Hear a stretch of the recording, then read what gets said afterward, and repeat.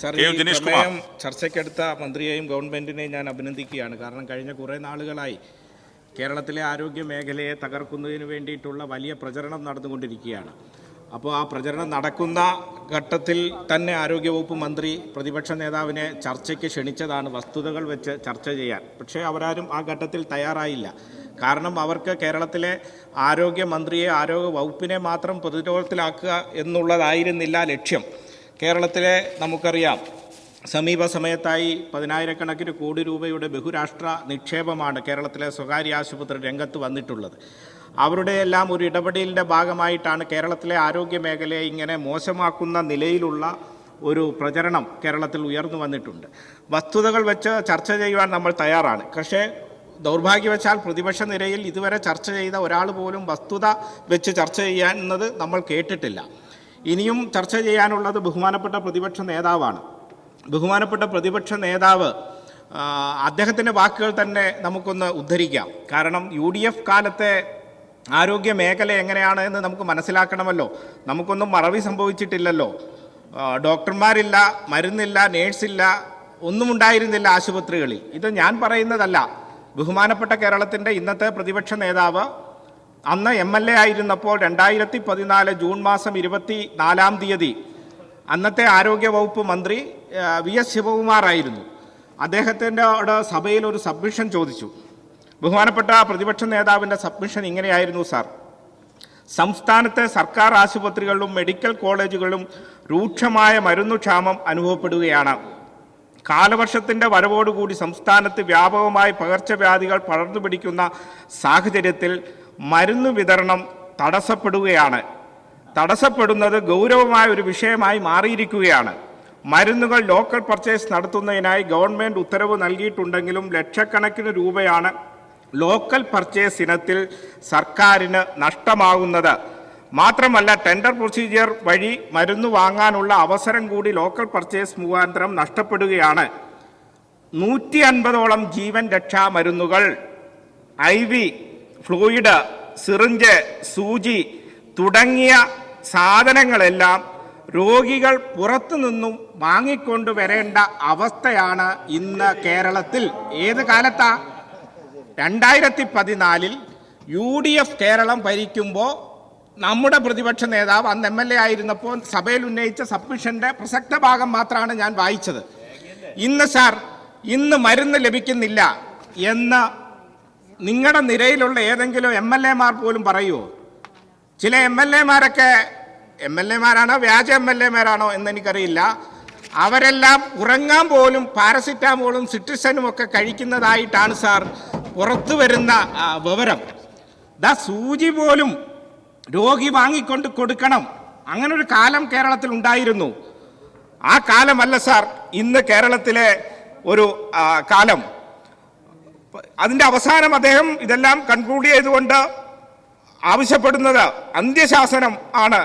മരുന്നുകൾ വിതരണം ചെയ്യണം എന്നെല്ലാം, ഡോക്ടർമാർ വേണം എന്നെല്ലാമുള്ള അന്ത്യശാസനമാണ് 2014 ജൂൺ മാസം 24-ാം തീയതി ഈ സഭയിൽ ഉന്നയിച്ച സബ്മിഷനിലൂടെ അദ്ദേഹം ആവശ്യപ്പെട്ടത്. അത് കേരളത്തിലെ എല്ലാവർക്കും അറിയാം. ഞാനത് സൂചിപ്പിക്കാൻ കാരണമെന്ന് പറയുന്നത് ആ കാലമൊന്ന് ചെറുതായി ഓർത്തെടുക്കാൻ വേണ്ടി മാത്രമാണ്.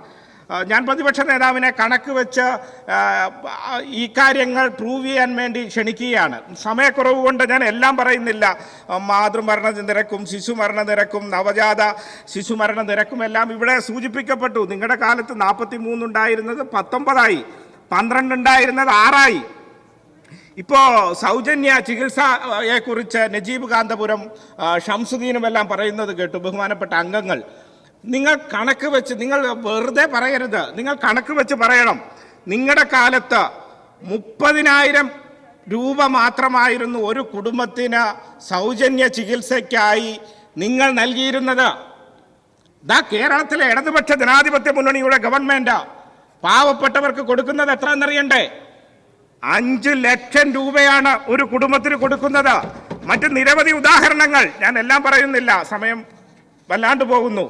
നിങ്ങളുടെ കാലത്ത് ആരോഗ്യ മേഖലയിൽ 2011-12 കൊടുത്ത 130 കോടി, 12-13 കൊടുത്ത 181 കോടി, ഞാൻ എല്ലാം വായിക്കുന്നില്ല. ആ ശരാശരിയാണെങ്കിൽ കേരളത്തിലെ ഇടതുപക്ഷ ഗവൺമെൻറ് 23-ൽ 1478 കോടിയാണ് ആരോഗ്യ മേഖലയിൽ കൊടുത്തത്. 21-22 1424 കോടി രൂപയാണ് കൊടുത്തത്. 2024-25 1498 കോടി രൂപയാണ് കേരളത്തിലെ ആരോഗ്യ മേഖലയ്ക്ക് കൊടുത്തത്. നിങ്ങൾ കണ്ണടച്ചിരുട്ടാക്കരുത്. എന്തെല്ലാം ഡെവലപ്മെന്റുകളാണ് കേരളത്തിൽ നടന്നുകൊണ്ടിരിക്കുന്നത്. എന്നെ നെല്ലിക്കുന്ന അംഗം, ബഹുമാനപ്പെട്ട അംഗം ഈ സഭയിലുമുണ്ട്. അദ്ദേഹം 2014 ജൂൺ 10 ഇവിടെ നടത്തിയ ഒരു പ്രസംഗത്തിൽ പറഞ്ഞത്, സർ, കാസർഗോഡ് ജില്ലയിലെ സർക്കാർ മെഡിക്കൽ കോളേജിന് തറക്കല്ലിടിയിൽ മാത്രം ഒതുങ്ങി നിൽക്കുമ്പോൾ ഉറങ്ങുന്ന ആളെ വിളിച്ചുണർത്തി ഊണില്ലെന്ന് പറയേണ്ടി വരുന്ന ഒരു അവസ്ഥയാണ് ഇപ്പോ അവിടെ ഉള്ളത്. ബഹുമാനപ്പെട്ട എന്നെ നെല്ലിക്കുന്നിനോട് ഞാൻ ചോദിക്കുകയാണ്, ഇപ്പൊ ഊണ് കിട്ടിയോ? ഊണ് കിട്ടി. ആരാ ഊണ് വിളമ്പിയത്?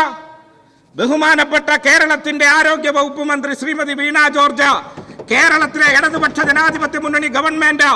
കാസർഗോഡ് എന്നെ നെല്ലിക്കുന്നിന് മാത്രമല്ല, ഞങ്ങളുടെ കോന്നിയിൽ പതിറ്റാണ്ടുകളായി നിങ്ങൾ പ്രഖ്യാപനത്തിൽ മാത്രം ഒതുക്കിയിരുന്ന കോന്നി മെഡിക്കൽ കോളേജ് ഇന്ന് 4ാം വർഷ വിദ്യാർത്ഥികളുടെ പ്രവേശനം നടക്കുകയാണ്. അങ്ങ് കോന്നിയിലും കാസർഗോഡും മാത്രമല്ല, വയനാട്, ഇടുക്കി 4 മെഡിക്കൽ കോളേജുകൾ, പാലക്കാട് ഉൾപ്പെടെ. സീറ്റിന്റെ കാര്യത്തിലോ മെഡിക്കൽ സീറ്റിന്റെ കാര്യത്തിലോ നിങ്ങളുടെ കാലത്ത് 2016 ഉണ്ടായിരുന്നതിന്റെ എത്രയോ ഇരട്ടി സീറ്റുകൾ വർദ്ധിച്ചു കേരളത്തിൽ. കണക്കല്ലേ? നിങ്ങളുടെ കാലത്ത് 1150 ഉണ്ടായിരുന്നത് 1750 ഇന്ന് കേരളത്തിൽ മാറിയില്ലേ? എത്ര നഴ്സിംഗ് കോളേജുകൾ, നമ്മുടെ എത്രയോ കുട്ടികൾ മറ്റു സംസ്ഥാനങ്ങളിൽ പോയി പഠിക്കുന്നു. 3 ഇരട്ടിയോളം നഴ്സിംഗ് സീറ്റുകളല്ലേ സർക്കാർ മേഖലയിൽ മാറിയിട്ടുള്ളത്? ഇത് കണക്കല്ലേ? ഈ കണക്ക് നിങ്ങൾ എത്ര കണ്ണടച്ചിരുട്ടാക്കാൻ ശ്രമിച്ചാലും അത് യാഥാർത്ഥ്യമായി കേരളത്തിലെ ജനങ്ങളുടെ മുമ്പിലുണ്ടാവും. പാവപ്പെട്ടവന്റെ ആശ്രയ കേന്ദ്രമാണ് സർക്കാർ ആശുപത്രികൾ. ആ ആശുപത്രികളെ നിങ്ങൾ തകർക്കരുത്. ഇവിടെ ലക്ഷക്കണക്കിന് രൂപ കൊടുത്ത് സ്വകാര്യ ആശുപത്രികളിൽ പോകേണ്ട അവസ്ഥ നിങ്ങളായി കേരളത്തിൽ സൃഷ്ടിക്കപ്പെടരുത്. എൻ്റെ നാട്ടിൽ ഒരു പെൺകുട്ടി ഭർത്താവുമായി പിണങ്ങി, ഭർത്താവ് ആ പെൺകുട്ടിയുടെ കൈ വെട്ടി 2ആയി മാറി.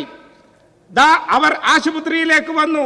അവരെ തിരുവനന്തപുരത്തെ ഒരു സ്വകാര്യ ആശുപത്രിയുടെ മുമ്പിലാണ് അവിടെ ആംബുലൻസ് ഡ്രൈവർ കൊണ്ട് നിർത്തിയത്.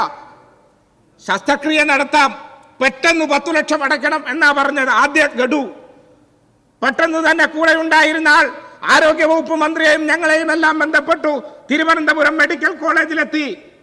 രാത്രിയിൽ തന്നെ നിരവധി ശസ്ത്രക്രിയകൾ നടത്തി 2 ഭാഗമായി പോയ ആ കൈകൾ തുന്നിച്ചേർത്ത് ഇന്ന് ആ പെൺകുട്ടി ജീവിക്കുകയാണ്. അതാണ് കേരളത്തിലെ സാധാരണ ജനങ്ങളുടെ ആതുരാലയങ്ങളെ നിങ്ങൾ തകർക്കരുത് എന്നാണ് സൂചിപ്പിക്കാനുള്ളത്.